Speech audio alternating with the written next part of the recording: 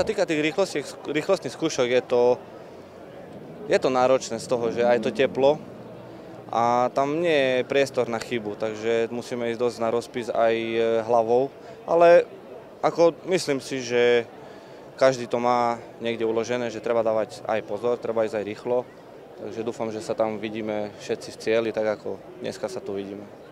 Samozrejme, že pripravený. Takhle poriadne schladiť nohy a... Jasné. A Moro Juhás. Oficiálne majú slávnostnú tenistu za sebou.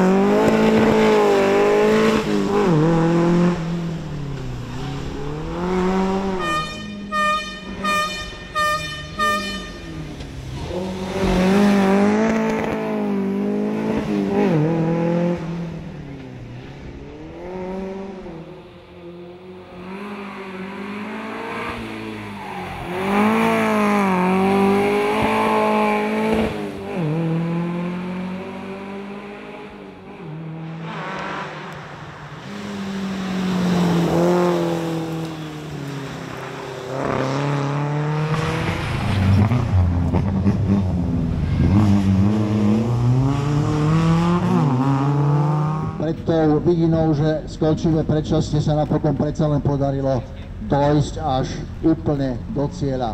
Zistilo sa, že tesnenie pod hlavou nám pošlo, takže cez noc sme to dali dokopy, dali sme druhú hlavu, nové tesnenie a dneska sme odštartovali. A teraz sme radi, že sme tu, lebo to mohlo skončiť veľmi zle.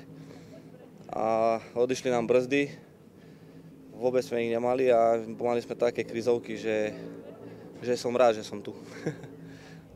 Dobre, takže spokojnosť obidvaja s výkonom. V podstate spokojnosť, tak sme radi, že vidíme cieľovú rampu, sme celí, aj keď s problémami sme došli a Košice, sen.